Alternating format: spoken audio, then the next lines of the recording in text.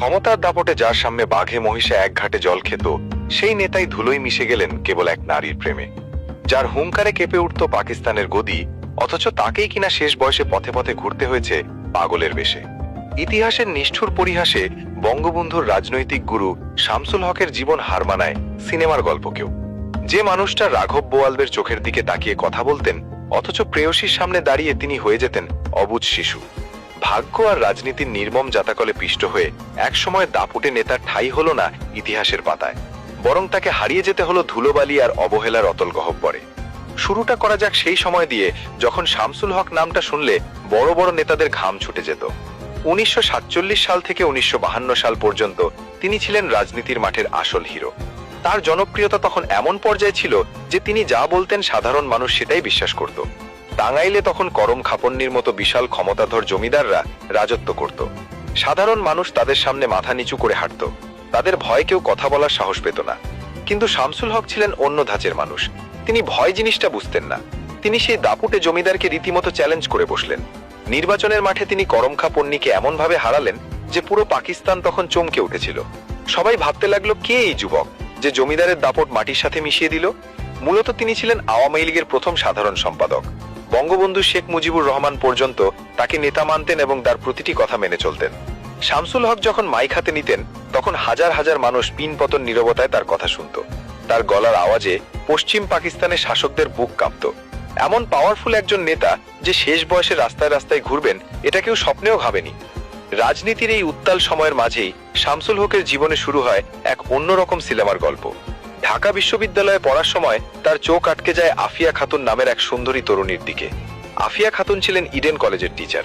সেই 50-এর দশকে সমাজ ছিল খুব কড়া। তখন প্রেম করা তো দূরের কথা, ছেলে মেয়েদের একসাথে কথা বলাও ছিল বিশাল অপরাধ। আর সেখানে একজন ছাত্রনেতা প্রেম করছেন একজন কলেজ টিচারের সাথে, এটা ছিল রীতিমতো বোমা ফাটানোর মতো খবর। কিন্তু শামসুল হক এসবের তোয়াক্কা করেননি। রাজনীতির মাঠে তিনি যতটাই কঠোর ছিলেন, আফিয়া খাতুনের সামনে তিনি ছিলেন ততটাই রোমান্টিক। বঙ্গবন্ধু তার বইয়ে খুব মজা করে এই প্রেমের কথা লিখে গেছেন। তিনি বলেছেন, শামসুল হক তার বউকে পাগলের মতো ভালোবাসতেন। কেউ যদি মজা করে তাকে বউ পাগলা বলতো, তিনি রেগে লাল হয়ে যেতেন। প্রেমের টানে সব বাধা ভেঙে তারা বিয়ে করেন। তাদের এই বিয়েটা ছিল সেই সময়ের সমাজের মুখে একটা চপটাঘাত। মানুষ অবাক হয়ে দেখেছিল যে ভালোবাসা থাকলে কোনো নিয়মই আর নিয়ম থাকে না। বিয়ের পর তাদের সুখের সংসার ঠিকমতো 1.5 মাসও চলেনি। এর মধ্যেই শুরু হয়ে যায় পুলিশের উৎপাত। কারণ শামসুল হক সরকারের চোখের বালি ছিলেন, তাই পুলিশ তাকে এক মুহূর্ত শান্তিতে থাকতে দিত না। 1949 থেকে 1952 সালের মধ্যে তিনি বারবার জেলে যেতেন, আবার ছাড়া পেতেন। পুলিশ যেন তার সাথে ইঁদুর বিড়াল খেলছিল। এই আসা যাওয়ার মাঝেই তাদের সংসারে আসে 2 মেয়ে। 1951 সালের 9 এপ্রিল জন্ম হয় বড় মেয়ে শাহিন ফাতেমা দিলের। আর পরের বছর 1952 সালের 22 সেপ্টেম্বর জন্ম হয় ছোট মেয়ে শায়কা দিলের। শামসুল হক যখন জেলে থাকতেন, তখন তার মন পড়ে থাকতো বাড়িতে।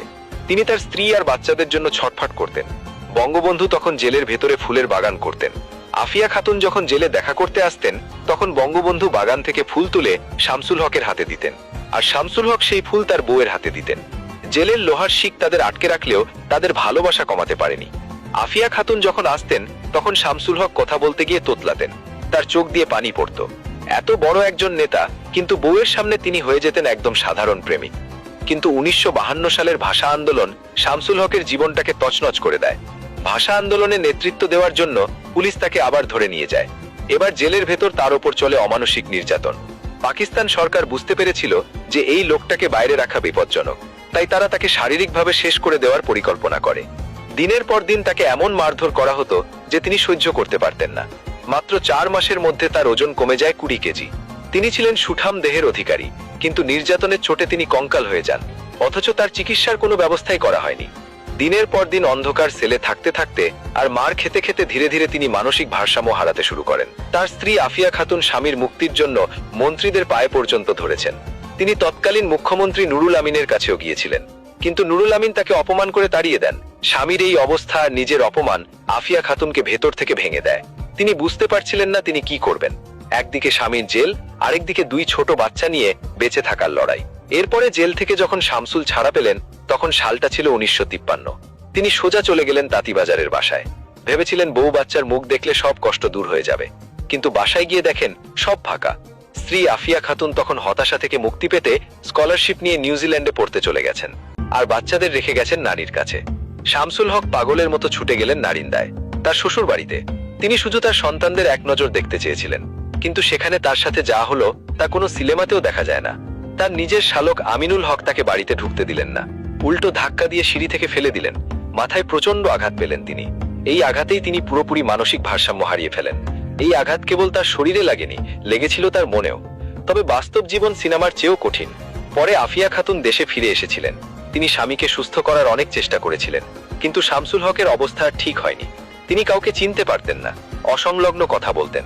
শেষ পর্যন্ত কোনো উপায় না দেখে আফিয়া খাতুন ডিভোর্স দিতে বাধ্য হন। পরে তিনি ডাক্তার এম এ গনিকে বিয়ে করে বিদেশে চলে যান। আর এক সময়ের বাঘের মতো মেতা শামসুল হক পড়ে রইলেন রাস্তায়। তার ঘর ভাঙলো, সংসার ভাঙলো, আর রাজনীতিও শেষ হয়ে গেল। তিনি বিশ্বাস করতে পারছিলেন না যে তার আফিয়া তাকে ছেড়ে চলে গেছে। এই শোকে তিনি পুরোপুরি উন্মাদ হয়ে গেলেন। এরপর শুরু হয় এক করুণ অধ্যায়। যে নেতা একসময় দেশ কাঁপিয়েছেন, তিনি প্রায় 10 থেকে 12 বছর নিখোঁজ ছিলেন। কেউ জানতো না তিনি কোথায় আছেন। তিনি রাস্তায় রাস্তায় ঘুরে বেড়াতেন, পরনে থাকতো ছেঁড়া কাপড়, মুখে লম্বা দাড়ি আর চুলে জট। মানুষ তাকে পাগল ভেবে ঢিল ছুড়ত, কেউ তাকে খেতে দিত, আবার কেউ তাড়িয়ে দিত। অথচ এই মানুষটাই একদিন মাইক হাতে দাঁড়ালে লাখ লাখ মানুষ চুপ হয়ে যেত। 1965 সালে মহিউদ্দিন আনসারী নামের একজন তাকে সিরাজগঞ্জের রাস্তায় খুঁজে পান। তিনি তাকে চিনতে পারেন এবং নিজের বাড়িতে নিয়ে যান। মহিউদ্দিন আনসারী তাকে সেবা যত্ন করার চেষ্টা করেন, কিন্তু ততদিনে শামসুল হকের শরীরে আর কোনো শক্তি ছিল না। 1965 সালের 11ই সেপ্টেম্বর জ্বরে ভুগে তিনি মারা যান। মৃত্যুটা ছিল খুব কষ্টের। যে নেতার জন্য লাখ লাখ মানুষ জীবন দিতে প্রস্তুত ছিল, অথচ তার খবর কেউ জানলো না। গ্রামের সাধারণ মানুষের মতো তাকে চুপচাপ দাফন করা হলো। তার জানাজায় কোনো বড় নেতা বা মন্ত্রী আসেননি। আর এভাবেই অবহেলায় পৃথিবী থেকে বিদায় নিয়েছিলেন আওয়ামী লীগের প্রতিষ্ঠাতা শামসুল হক। কিন্তু গল্পের এখানেই শেষ নয়। শামসুল হক হেরে গেলেও তার রক্ত কিন্তু হারেনি। তার মেয়েরা বড় হয়ে বাবার নাম উজ্জ্বল করেছেন। তার বড় মেয়ে শাহিন ফাতেমা দিল হার্ভার্ড ইউনিভার্সিটির প্রফেসর ছিলেন, আর ছোট মেয়ে শায়কা দিল কাজ করছেন আমেরিকার নাসাতে বিজ্ঞানী হিসাবে। আর অন্যদিকে আফিয়া খাতুন 2016 সালে 90 বছর বয়সে আমেরিকায় মারা যান। হয়তো তিনি শামসুল হকের কথা মনে করে অনুতপ্ত ছিলেন। তবে 2023 সালে এক অবাক করা ঘটনা ঘটে। প্রায় 70 বছর পর শামসুল হকের 2 মেয়ে প্রথমবারের মতো টাঙ্গাইলে তাদের বাবার ভিটায় আসেন। বাবার কবরের পাশে দাঁড়িয়ে তারা কান্নায় ভেঙে পড়েন। এলাকাবাসী অবাক হয়ে দেখে যে পাগল বলে যাকে সবাই অবহেলা করেছিল, তার মেয়েরাই আজ বিশ্ব জয় করেছে। শামসুল হকের জীবন আমাদের শেখায় যে রাজনীতি আর ক্ষমতা চিরস্থায়ী নয়। তিনি প্রেমের জন্য রাজনীতি ছেড়েছিলেন, আবার রাজনীতির কারণে প্রেম হারিয়েছেন। ভাগ্য তাকে নিয়ে এমন খেলা খেলেছে যা কল্পনাও করা যায় না। তিনি আজ আমাদের মাঝে নেই, কিন্তু তার এই ট্র্যাজিক গল্প ইতিহাসের পাতায় লেখা থাকবে। একজন নেতা কিভাবে হিরো থেকে জিরো হয়ে গেলেন এবং শেষে করুণ কোলে ঢলে পড়লেন, তা আমাদের সব সময় ভাবাবে। আজ হয়তো তাকে অনেকেই মনে রাখেনি, কিন্তু তার দীর্ঘশ্বাস আজও মিশে আছে এই দেশের মাটিতে। শামসুল হকের এই উত্থান পতনের গল্প প্রমাণ করে যে জীবন কতটা অনিশ্চিত। যে মানুষটা পুরো দেশকে নেতৃত্ব দিতে পারতেন, তাকেই কিনা শেষে পাগল হয়ে মরতে হলো। ইতিহাস হয়তো তাকে তার প্রাপ্য সম্মান দেয়নি, কিন্তু তার ট্র্যাজেডি তাকে অমর করে রেখেছে।